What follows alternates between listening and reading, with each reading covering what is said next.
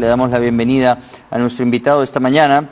Es Enrique Bernales, constitucionalista, y lo que queremos hacer con él es revisar todos estos actos que están saliendo del Congreso, acusaciones constitucionales que llegan hasta el más alto nivel, es decir, pretenden exigirle al presidente de la República comparecer a la Comisión Lavallato, y con ese tema quería proponerle empezar. Bienvenido. Hay hasta 4 causales, ¿no es cierto? En todo este problema. Mira, comenzando por lo más genérico, yo diría que las relaciones entre los poderes políticos del Estado están muy mal. Y no creo que haya un solo responsable, sino 2, con distintos grados de participación en su responsabilidad. ¿Cuáles son los responsables, según su parecer? El legislativo y el ejecutivo, ¿no? Evidentemente, porque creo que la relación política, como la jurídica, tiene que estar basada en la reciprocidad. ¿Qué tipo de reciprocidad? El respeto, la confianza. Aquí lo que hay son insultos recíprocos, ¿no? Exactamente, entonces, porque prima la desconfianza, porque hay el rencor, la antipatía, el qué me van a hacer, el cálculo de por dónde hinco, y eso no solamente le hace daño a los 2 poderes, sino que le hace daño al país. Usted es constitucionalista. ¿Qué le pareció el registro que hubo ayer, el debate penoso en la Comisión de Constitución, que es una de las comisiones más importantes del Legislativo? Bueno, o sea, el nivel del debate, ¿qué le pareció? Lamentable. Yo no puedo dejar de recordar cuando era miembro del Parlamento como senador, siempre fui miembro de la Comisión de Constitución, que era pues el sumum del respeto, del análisis sustantivo.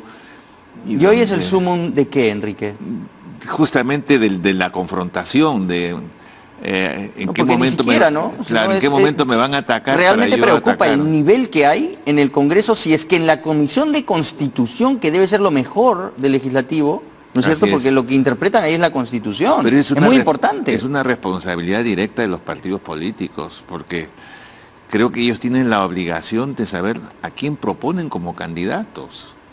Y si, sobre todo en un sistema donde hay voto preferencial y cada cual según sus recursos, según su conocimiento, según su capacidad de estar en la noticia, ejercen la posibilidad de conseguir fácilmente votos, no por sus méritos, no por su conocimiento en su sabiduría, ni por el derecho adquirido de ejercer la representación, sino simplemente porque tienen recursos que la ley electoral les facilita para llegar a donde no debieron nunca llegar. Ese es el problema. La composición del Parlamento deja mucho que desear, y es de esperar que las reformas electorales que se hagan generen condiciones de exigencia en la calificación. Claro, pues este intercambio chabacano de ofensas en la Comisión de Constitución del Congreso de la República, mira, vergüenza. Hay un porcentaje de parlamentarios que son y ejercen con mucho conocimiento la materia legislativa, pero no son tantos, no son la mayoría. Yo, por ejemplo, a veces le digo a mis alumnos, si yo tuviera que en este momento intervenir en la legislación electoral, pondría como requisito para ser parlamentario, ser ministro o ocupar altos cargos del Estado, un examen de Derecho Constitucional, porque no saben leer la Constitución. Porque inclusive hay personas que ejercen como litigantes del conocimiento del derecho, que creen que interpretar la Constitución es igual que interpretar un código tributario o una ley cualquiera, ¿no? ¿Por qué es tan importante entender los alcances de la interpretación de la Constitución, sobre todo en el Congreso? En primer lugar, porque la Constitución es la ley de leyes. En segundo lugar, porque el Perú es una república, no es una monarquía. Nadie tiene poderes absolutos. ¿Le parece a usted que están tomando actitudes algo monárquicas con estas lamentables interpretaciones auténticas que además nos refieren a un momento nefasto de nuestra historia? Es que no lo son, porque la Constitución, para interpretarse en primer lugar, no puede interpretarse exegéticamente cada artículo por lo que tiene su texto. Sino en su conjunto. ¿No? En su conjunto. Y entender cuál es el espíritu de las mismas. Exactamente. Por eso yo prefiero el análisis sistemático, que es en el que yo me formé, entendiendo que la ley de leyes tiene una primera parte que se llama la dogmática constitucional. Entonces, yo no puedo aplicar a los gobernantes o a los parlamentarios atribuciones como si esto fuese una monarquía, porque por eso es una república. Y rigen 2 principios básicos. Uno es el de la igualdad ante la ley. Nadie tiene corona. Al presidente de la República se le impone la banda, no la corona ni el cetro. Eso en primer lugar. Y en segundo lugar, el principio de legalidad. Nadie puede decir, yo por el cargo que tengo estoy eximido del cumplimiento de la ley. Porque entonces ya, eso es el sea, desorden. ese no es el espíritu de estas protecciones que tiene el primer mandatario. El primer mandatario, pero también los parlamentarios invocan a cada rato su inmunidad, ¿no es cierto? La irrenunciabilidad del mandato. Claro, no es una licencia para matar. Lo cual es un error también de la propia Constitución, porque todo cargo, si el presidente tiene un cargo que es renunciable, ¿por qué no ser renunciable a un cargo de parlamentario? Ahí realmente hay claro, quienes hacen la Constitución muchas veces tienen vocación de repetir ya como representantes y se ponen candados, ¿no es cierto? Claro.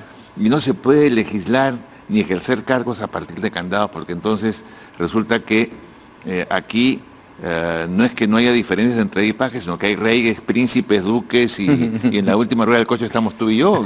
Sí. Eso Y es al revés, ellos son los que nos representan a nosotros en una democracia. Quería preguntarle por los casos específicos, Enrique. Sí. Primero, ¿es viable que la Comisión de Constitución haya arrojado un informe a la Comisión Lavallato que los habilita para obligar a que el presidente de la República comparezca ante esa comisión? No han determinado los mecanismos de dicha comparecencia, porque eso ya le compete a la Comisión Lavallato propiamente, pero ¿esto cómo lo interpreta usted? ¿Es válido?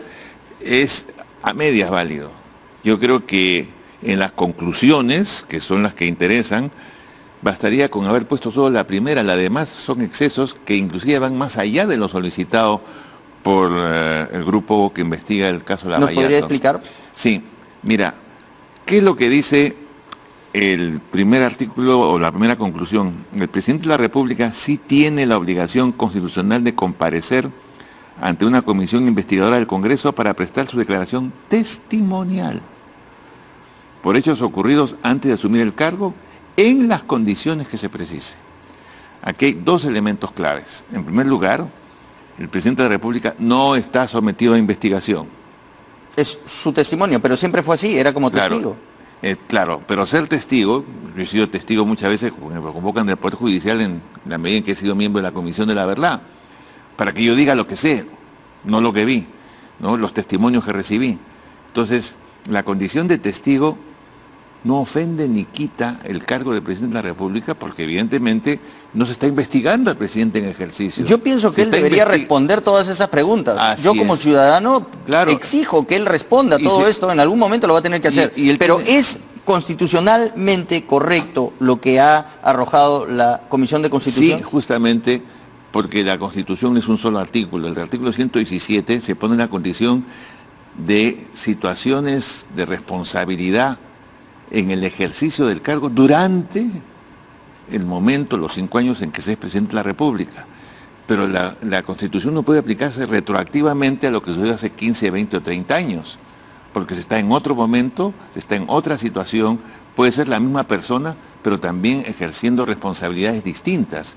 Si a mí me preguntan qué pasó hace 20 años, no le puedo decir, oye, no te puedo responder porque soy presidente de la República. Eso no tiene ni pies ni cabeza. Pero ¿cómo lo obligan al presidente a acceder, a recibir a los miembros de la Comisión Lavallato o a ser, digamos, no sometido, pero sí partícipe de estas preguntas que le quieren hacer como un registro testimonial, como usted dice, que no ofende al cargo? Por eso, en la última parte de esta conclusión es importante. No lo pueden llevar de grado fuerza al presidente. En las condiciones que se precise. Y esa precisión es la comparecencia, de acuerdo a la gramática y a la lógica, la comparecencia es asistir, estar, pero también se puede estar por poder, por ejemplo. O sea, que un representante al que yo le doy poder me represente en el acto de la comparecencia. Y eso lo dice la gramática.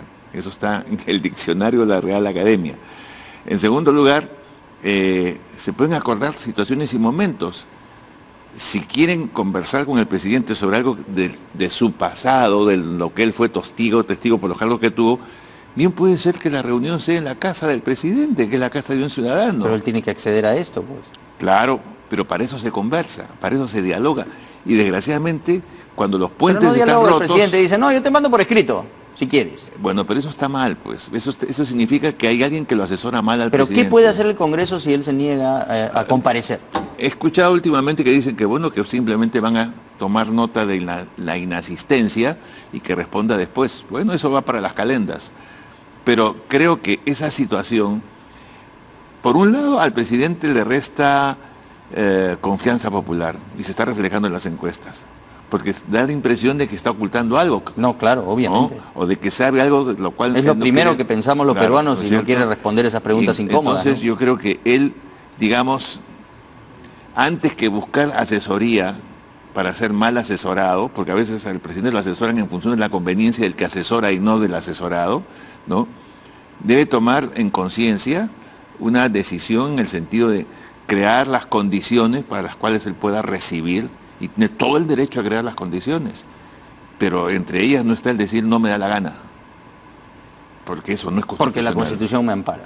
Es que no lo ampara, la Constitución No lo ampara, pues. La Constitución nos ampara a todos por igual, principio de igualdad ante la ley, ¿no es cierto? Y, lógicamente, el mismo principio es aplicable al Parlamento. Yo no puedo abusar de mi derecho, porque la ley no me ampara, ese abuso del derecho, artículo 51 me parece de la Constitución, y entonces hay que llegar necesariamente a un acuerdo. ¿Y ese acuerdo se hace cómo? Conversando.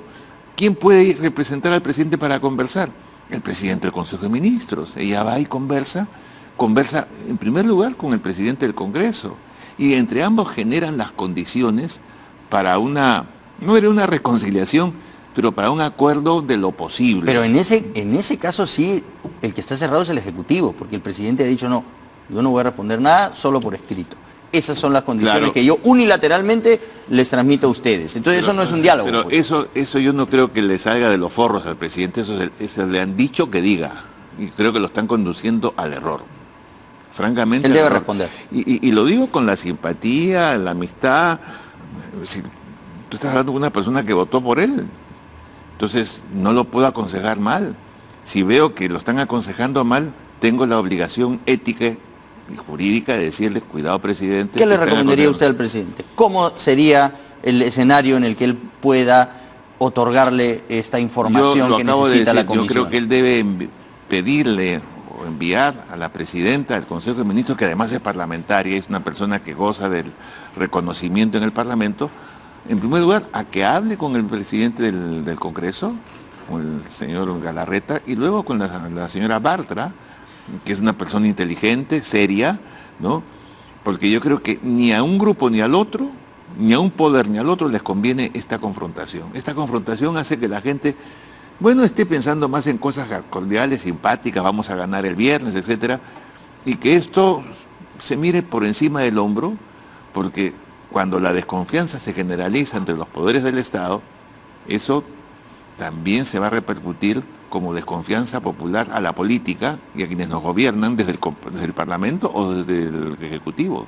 Se está, ya mirándolo de un poco más a la distancia, ¿se está abusando de las atribuciones que tiene el Congreso? ¿Se están metiendo con otras instituciones? Esta denuncia constitucional contra el fiscal de la Nación, contra miembros del TC, contra ministros de Estado, contra el propio presidente, ¿no es un exceso? Voy a poner un ejemplo, ¿no es cierto? Así como en parte le doy la razón al Congreso en esto de que el presidente debe comparecer bajo las condiciones que se establezcan, ¿no? En el caso de la acusación contra el ministerio, contra el fiscal de la Nación, me parece que hay un exceso por desconocimiento también de la Constitución. Yo particularmente soy muy crítico de cómo está manejando ciertas atribuciones el Ministerio Público, pero no puedo confundir los conceptos. Omisión es no hacer lo que se debe hacer. ¿Pero acaso el fiscal de la Nación dejó de nombrar los fiscales para que investiguen casos de corrupción? Sí lo ha hecho. Esa es su función. ¿No es cierto? Esa es su función. Él no tiene nada que ver con el detalle de las investigaciones ni las estrategias que tomen los fiscales a cargo de los casos. Eso ya corresponde al ejercicio de cada fiscal.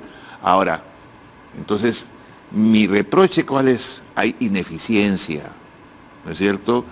Hay falta de celeridad, no es posible la manera como el Ministerio Público se viene sustrayendo a la necesidad de resolver el caso del expresidente Toledo. Van a transcurrir 9 meses y no son capaces de elaborar un documento y enviarlo a los Estados Unidos para que en Estados Unidos comiencen a conocer la causa. En Estados Unidos el señor Toledo es turista o es residente porque no está encausado por nada. ¿Y eso es responsabilidad de quién? Del Ministerio Público. ¿No es cierto? Inclusive tampoco sabemos realmente si las empresas consorciadas están siendo sometidas a investigación o no. No están siendo investigadas hasta ahora, salvo que sea obedezca a una estrategia del Ministerio Público que no sabemos. Pero están obligados a dar una explicación.